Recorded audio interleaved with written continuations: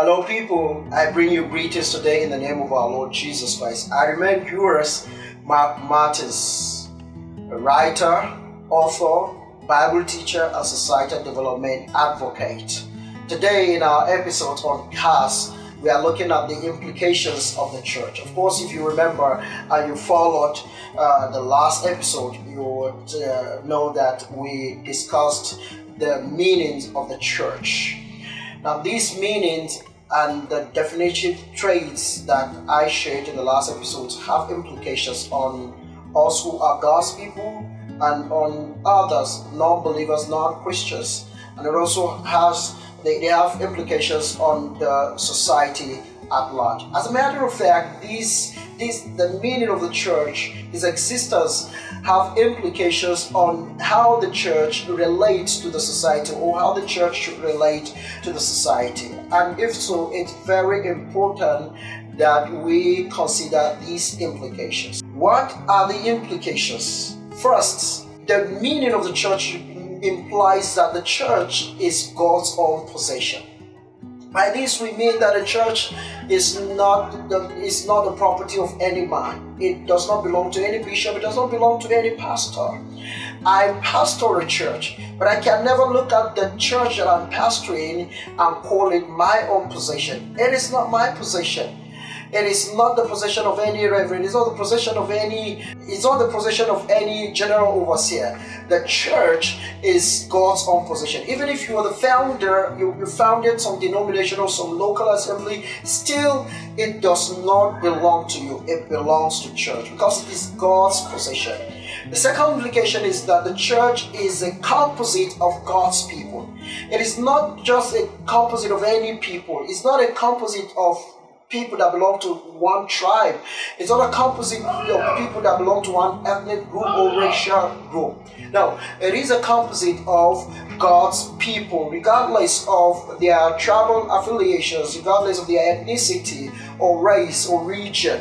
And this is a major reason why tribalism, racism, and any other form of unjust discrimination shouldn't be found in the church, because everybody that belongs to the church it's part of God's people.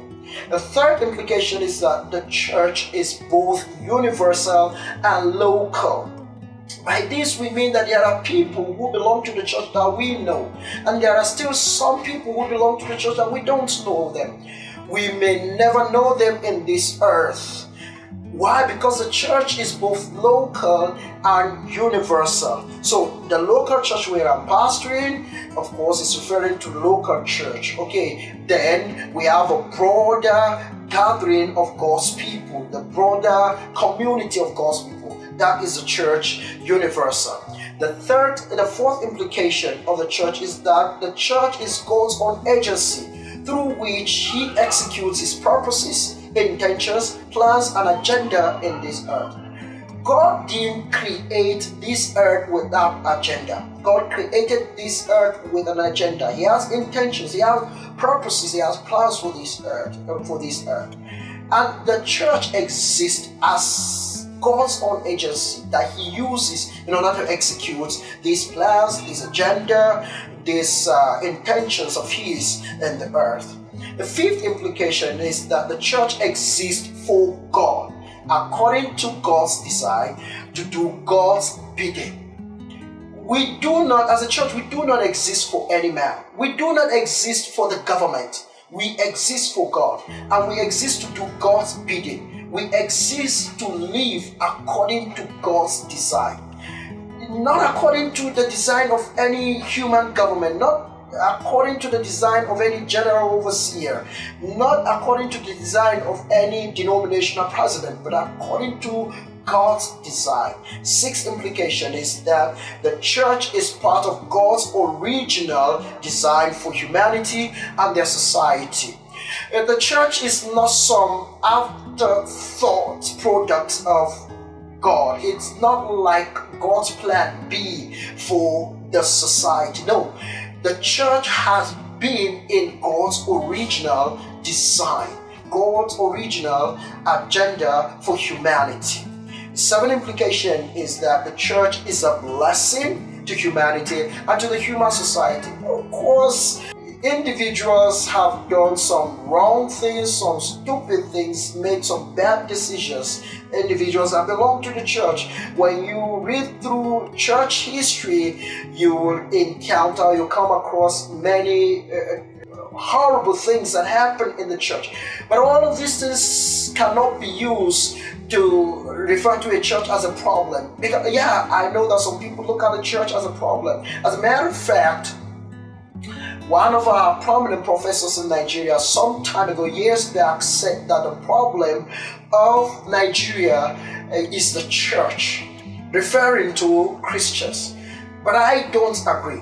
Because anyway, at all times, the church is always a blessing to the society. How do I know that? You need to look at God's original intention and design for the church. You don't look at what human beings do. Yes, these human beings belong to the church, but they are flawed beings. They are weak beings. They have their frailties. We need to understand that. And we can't capitalize on what some people do to conclude that the church has become a problem in the society. Always the church is a blessing to the human society. The eighth implication is that it is God who decides and defines the purpose and mission of the church in this earth. No man does that. No government does that. Only God decides and defines the purpose and mission of the church. The ninth implication is that God's mission for the church in this earth remains the same, no matter what periodic setting or geographic setting may be. In Europe, in Australia, in Africa, in Asia, in North America, in South America, in every country, wherever the church exists, God's mission for the church remains the same. Whether in antiquity times or in present times, in the 19th century, in the 10th century AD, in the 6th century BC, in the 21st century AD, God's design for the church remains the same. Whether during the Reformation time or during the Renaissance or during the Stone Age, still God's design for the church remains the same. The times do not change God's design for the church. The place does not change God's design for the church. God's design for the church remains the same. And the mission of the church remains the same. The 10th implication is that we need to understand God's mission for the church and then commit ourselves to carrying out these missions wherever we are. Now, this calls for contextualization. Let me try to explain a little. Even though God's design and mission for the church, regardless of the time, regardless of the place, remains the same, the commitment and the implementation of this mission and this design could differ depending on cultural context, depending on periodic context, depending on historical context. So how I may implement God's mission in Nigeria may not be the same way as someone who is a Christian belonging to the church in Europe, let's say in Germany, could implement God's mission there. So this calls for contextualization. Finally, the last implication of the church I'd like to share with us here is that the church is a political entity. I know that this could stir up some controversy, but it is a good controversy. We don't need to shy away from this. I think in Nigeria, the church has shied away from this for decades. It's high time we rose up to the reality and face the reality that the church is a political entity. Think about it. The first century church was highly persecuted and marginalized, partly because of the political implications of its existence.